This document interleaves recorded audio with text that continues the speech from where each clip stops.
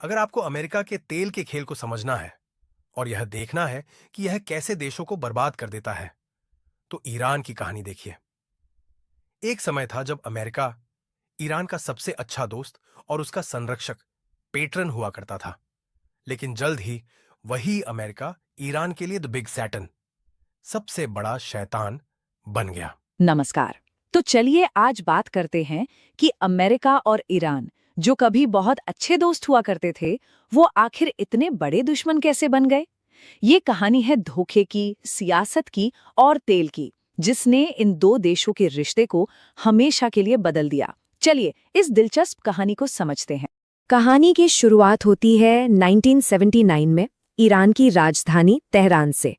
एक ऐसा दिन जिसने अमेरिका और ईरान के रिश्तों में, कह सकते हैं, आग लगा दी। तारीख थी 4 नवंबर 1979। तेहरान में अमेरिकी दूतावास के बाहर का मंजर सोचिए। हवा में सिर्फ एक ही नारा गूंज रहा था, अमेरिका की मौत। गुस्साई भीड़ ने दूतावास के गेट तोड़ दिए और अंदर से एक अमेरिकी डिप्लोमैट ने घबराकर वॉशिंगटन को मैसेज भेजा, वो दीवारों पर से चढ़कर अंदर आ रहे हैं। और बस कुछ ही घंटों में दूतावास पर कब्जा हो चुका था। 52 अमेरिकी नागरिकों को बंधक बना लिया गया। और ये संकट एक दो दिन नहीं, पूरे 444 दिन तक चला। बस इसी एक घटना ने दोनों देशों के बीच नफरत की वो दीवार खड़ी कर दी जो आज तक नहीं गिरी है। तो सवाल यही उठता है कि आखिर ये नौबत आई कैसे? दो देश जो कभी सहयोगी थे, वो इतने कट्टर दुश्मन कैसे बन गए? इसका जवाब 1979 में नहीं है, बल्कि इसके लिए हमें इतिहास में और भी पीछे जाना होगा। चलिए टाइम में थोड़ा पीछे चलते हैं, दूसरे विश्व युद्ध के बाद के दौर में। ईरान उस वक्त पश्चिमी देशों का, मतलब अमेरिका और ब्रिटेन का, काफी अच्छा दोस्त था। लेकिन कोल्ड वॉर का जमाना था और ईरान बन गया था एक शतरंज की बिसात, जिस पर अमेरिका और सोवियत संघ अपनी चालें चल रहे थे।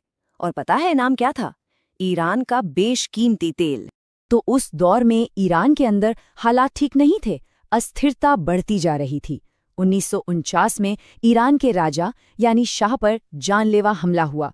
फिर 1951 में प्रधानमंत्री रज़मारा की हत्या कर दी गई। क्यों? क्योंकि वो ईरान के तेल पर देश का कंट्रोल चाहते थे। मतलब साफ था, ईरान अपने तेल के लिए किसी भी हद तक जाने को तैयार था। और इसी सियासी उथल-पुथल के बीच एक ऐसे नेता का उदय हुआ जिसे लोग अपना हीरो मानने लगे। नाम था मोहम्मद मोसद्देक।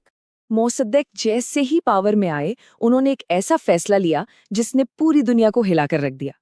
28 अप्रैल 1951 को उन्होंने एंग्लो ईरानी तेल कंपनी का राष्ट्रीयकरण कर दिया। आसान भाषा में कहें तो उन्होंने ऐलान कर दिया कि ईरान का तेल अब ईरान की संपत्ति है, किसी और की नहीं।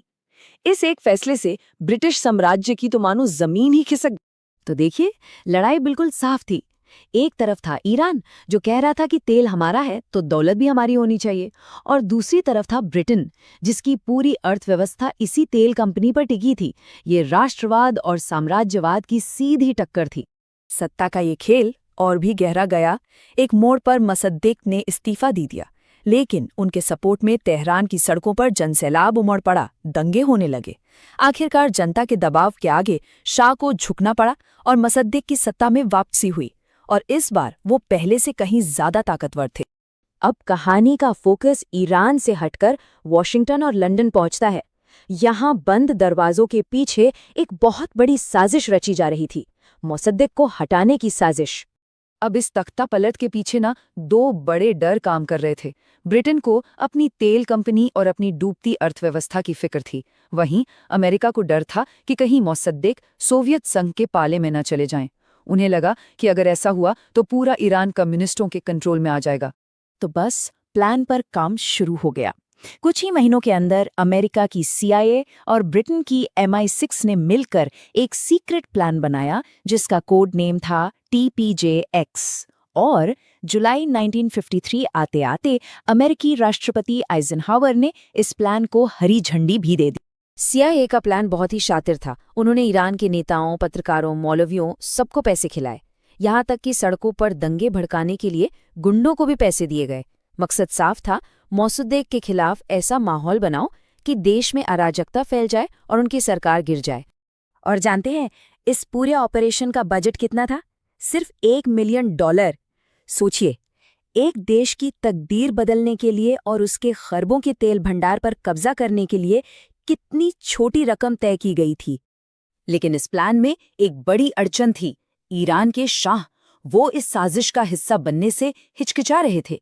तो सीआईए ने पहले उनकी बहन का इस्तेमाल किया, और जब बात नहीं बनी तो उन्हें सीधे सीधे धमकी दी गई।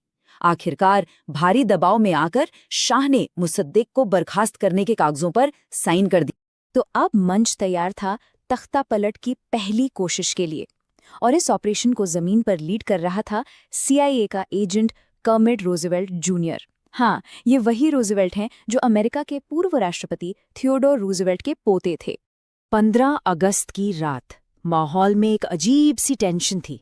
शाह का वफादार कर्नल नासिरी मुसद्दिक को बर्खास्त करने का शाही फरमान लेकर उनके घर की तरफ बढ़ रहा था। सबको लग रहा था कि बस अब मुसद्दिक का खेल खत्म। लेकिन तभी कहानी में एक जबरदस्त ट्विस्ट आया। किसी ने मुसद्दिक को इस साजिश की खबर पहले ही दे दी थी। जैसे ही कर्नल नासिरी वहां पहुंचा, मुसद्दिक के सैनिक उसका इंतजार कर रहे थे। उसे फौरन गिरफ्तार कर लिया गया। प्लान पूरी तरह फेल हो गया, और जैसे ही ये खबर शाह को मिली, वो इतना घबरा गए कि फौरन देश छोड़कर भाग। अगले ही दिन दुनिया भर के अखबारों में यही खबर थी। द न्यूयॉर्क टाइम्स की हेडलाइन थी, शाह ईरान से भागे। सबको लगा कि मुसद्दिक जीत गए हैं और सीआईए की साजिश नाकाम हो गई है, खेल खत्म हो चुका है।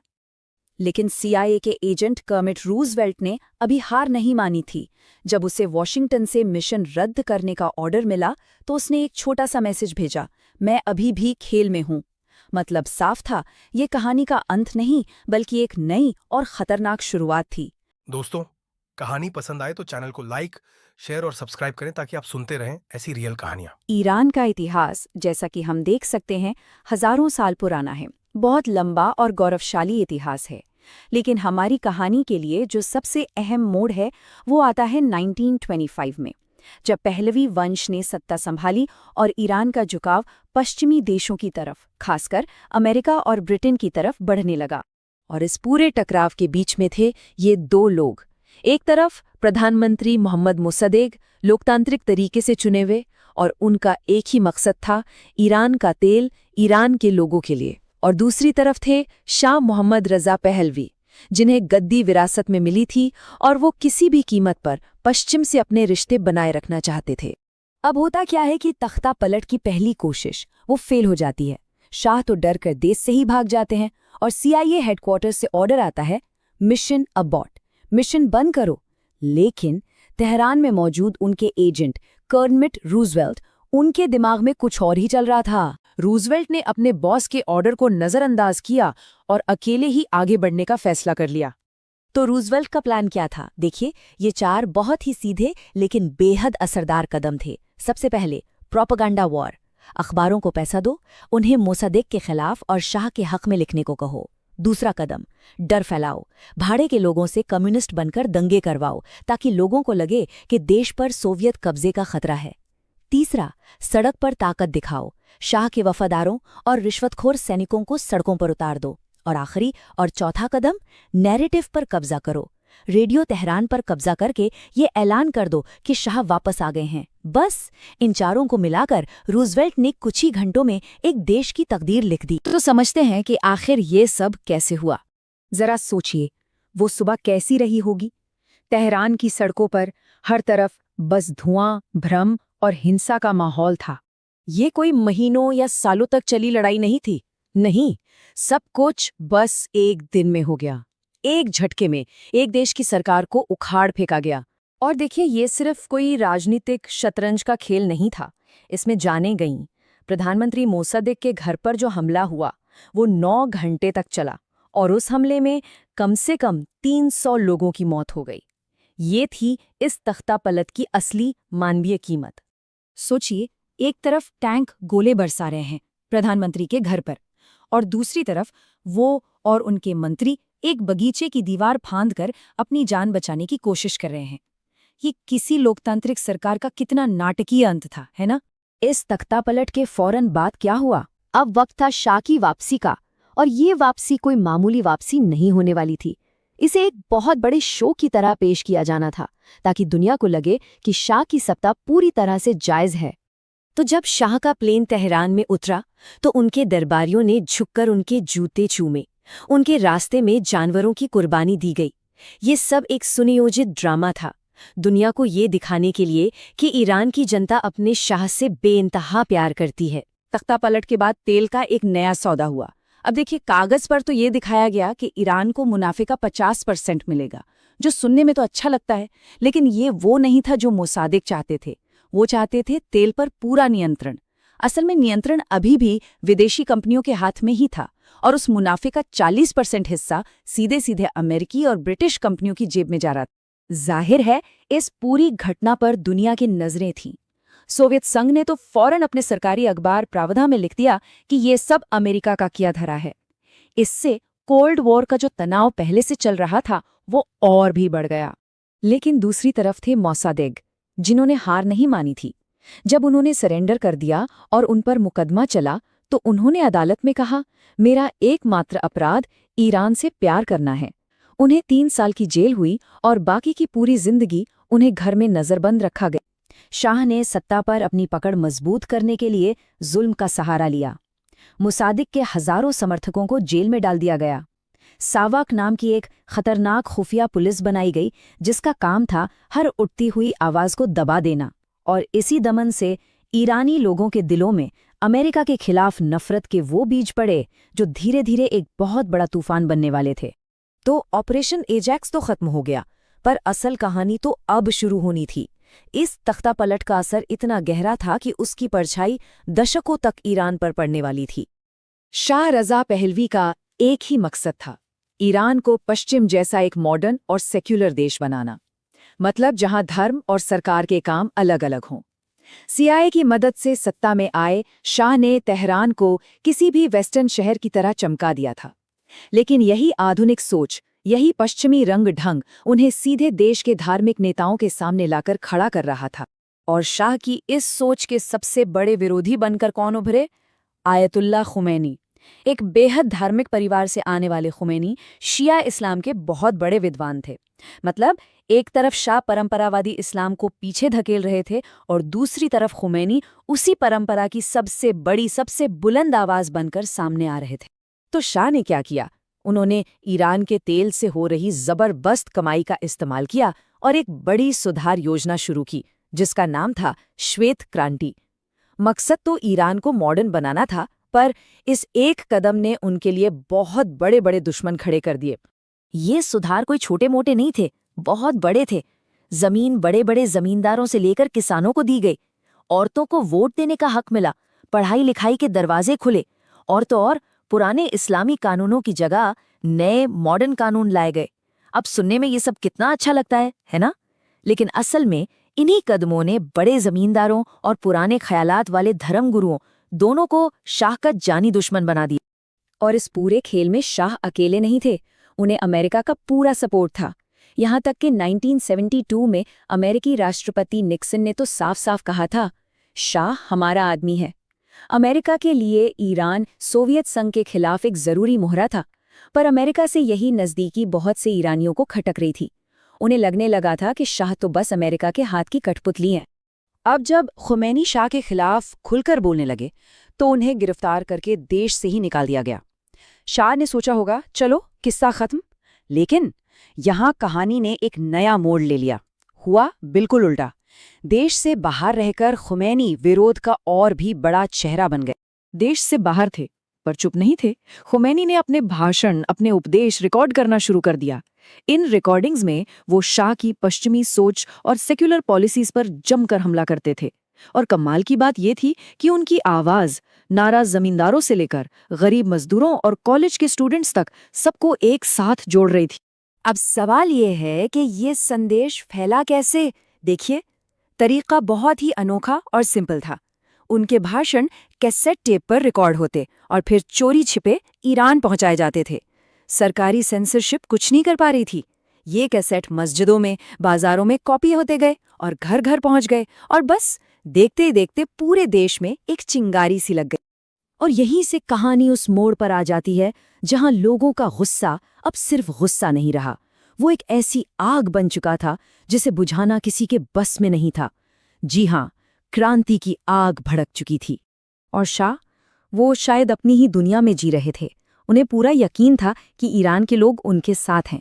उन्होंने तो एक बार कहा भी था, ईरान जैसा मॉडर्न देश इन मुल्लाओं की पुरानी सोच को कभी नहीं अपनाएगा। लेकिन ये उनकी सबसे बड़ी भूल साबित हुई। वो समझ ही नहीं पाए कि जमीन पर माहौल कितना बदल चुका है। और फिर तो मानो चीजें एक के बाद एक बहुत तेजी से होने लगी। जनवरी 1978 में एक अखबार ने खुमैनी के खिलाफ कुछ छापा और कौम शहर में प्रोटेस्ट शुरू हो गए। फिर देश की लाइफलाइन यानी तेल इंडस्ट्री में हड़ताल हो गई। सितंबर में ब्लैक फ्राइडे हुआ, जहां कई लोग मारे गए और इससे गुस्सा और बढ़ गया। और आखिरकार 16 जनवरी 1979 को शाह छुट्टी का बहाना बनाकर देश से चले गए, हमेशा के लिए। और ठीक 15 दिन बाद 1 फरवरी को खुमैनी की एक हीरो की तरह वापसी हुई। शाह जा चुके थे और उनके जाने के साथ ही ईरान में एक नए दौर की शुरुआत हुई। ये दौर था इस्लामी गणराज्य का, एक ऐसा बदलाव जिसने सिर्फ ईरान को नहीं बल्कि पूरी दुनिया की राजनीति को बदल कर रख दिया। जरा सोचिए वो मंजर, 15 साल बाद जब खुमैनी ईरान वापस लौटे तो तेहरान की सड़कों पर 10 लाख से भी ज्यादा लोग उनके स्वागत के लिए खड़े थे। ये भीड़ साफ बता रही थी कि अब ईरान की असली ताकत किसके पास है। और फिर अप्रैल 1979 में लोगों से पूछा गया, क्या ईरान को एक इस्लामी गणराज्य बनना चाहिए? नतीजा हैरान कर देने वाला था। 98% इतने लोगों ने हाँ में वोट दिया। सत्ता हाथ में आते ही खुमैनी का पहला निशाना बना अमेरिका। उन्होंने अमेरिका के लिए एक नया नाम दिया, द ग्रेट सेटन, यानी महान शैतान। और इसी के साथ दोनों देशों के बीच एक ऐसे टकराव की शुरुआत हुई जो आज तक जारी है। ये टकराव सिर्फ बातों तक ही सीमित नहीं रहा, बहुत जल्द ये एक बड़े संकट में बदल गया। ये जो नंबर है 444, ये उन दिनों की गिनती है जब ईरानी स्टूडेंट्स ने तेहरान में अमेरिकी एम्बेसी पर कब्जा करके वहां के लोगों को बंधक बना लिया था। पूरे 444 दिन। इस एक घटना ने ईरान के रिश्तों को पूरी दुनिया से बदल कर रख दिया।